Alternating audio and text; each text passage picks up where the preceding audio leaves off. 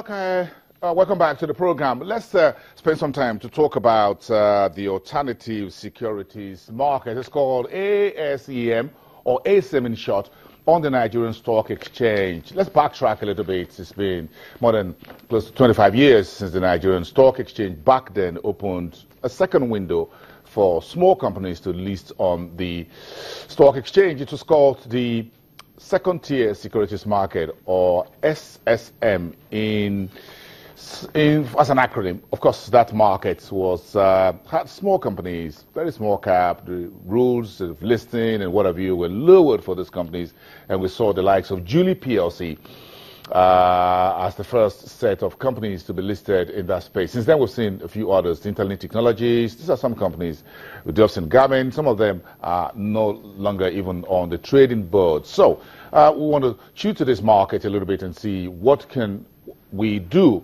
rethinking this alternative securities exchange market. And we'll bring in Omotola Abimbola, who is one of the investment analysts at Afrinvest, to the studios this morning to chew this over.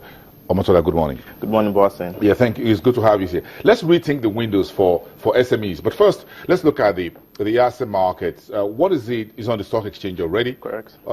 What companies are there right now, and what does it offer? The ASEM, like you mentioned, it was established in 2013, or rather renamed as ASEM in 2013, basically targeting small and mid-sized companies to raise long-term capital. And like you rightly mentioned, the listing requirements were lowered for companies listed on the main board. They're required to have at least 3 years of minimum operating history before they can list. But for the ASEM listed stocks, they only need 2 years of operational experience and historical data before they can list on the ASEM board. Also, the number of shareholders was lowered from 300 to 51, basically to encourage these companies to come out and list on the alternative window. But right now we have just about 11 companies listed on the window. And the major issue which investors are facing regarding the securities is that the liquidity is much more lower compared to companies listed on the main markets. The idea of this Nigerian Stock Exchange back then, and still is today, behind the alternative securities market, was to bring in small companies, like you said, small and medium-sized enterprises to raise long-term capital. We've seen a very, and I must be very, was very clear with it, the mortality rate on the SSM was quite high. Looks like over the years and decades, the big main board, where you have the Nestle, the Cadbury, the Mobil Oil, and the rest, seem to have pushed these SMEs into the background. That today, does anyone still ask for the shares of this company? Very few clients actually demand for these stocks, and you can rightly understand why they don't actually require to have these stocks in their portfolio. The main issue is that liquidity of some of these stocks, they are quite low. They hardly trade. For instance, Interlinks, Julie Pharmaceuticals, for at least a week now, the prices haven't moved. So for any investor looking to even take position in them, the person might probably be in a value trap, enter the stock and then trying to get out, unable to find a willing counterparty to deal with. So that's a major issue facing investors. Another one is the risk characteristic of some of these companies. Because they are small and mid-sized companies, a number of them do not have solid earnings fundamentals, and then the level of disclosure is also quite weak. So for institutional investors, we typically have lots of requirements before they can start having a stock in their portfolio. They have to be sure that liquidity is very high, earnings fundamentals are solid, corporate governance is adequate, risk management structure is present. Many of these ASM stocks do not qualify on this basis, so which is why you typically don't see investors coming out to take positions in them. But on the other hand as well, I would say that companies are also not leveraged on this platform as well. And I can tell you a number of reasons why they don't. First, there is a knowledge gap, right, in the SME market. Most do not actually understand that they can actually come to this segment to raise capital.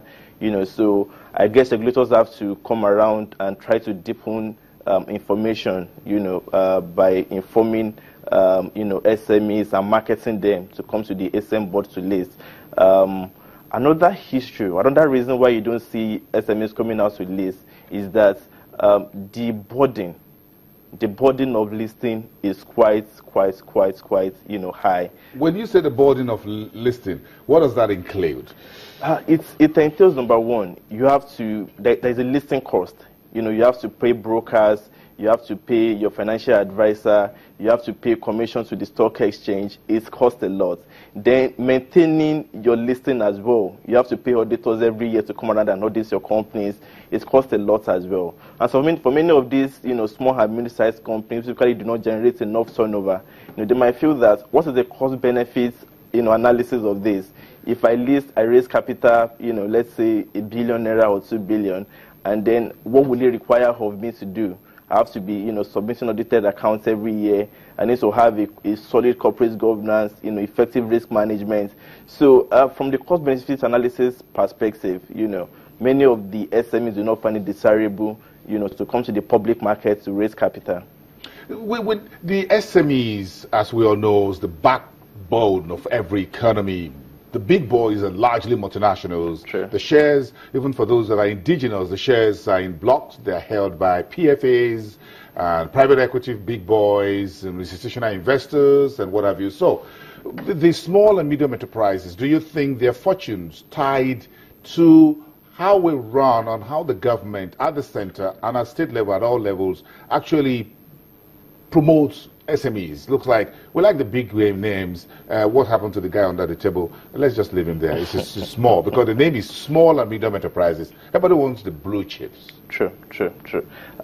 Which essentially means that for policymakers and regulators, they need to find ways of trying to encourage SMEs by making the operating environment very much more conducive, and by also reducing some of the burdens, right, that companies have to face before they can list. Somebody have mentioned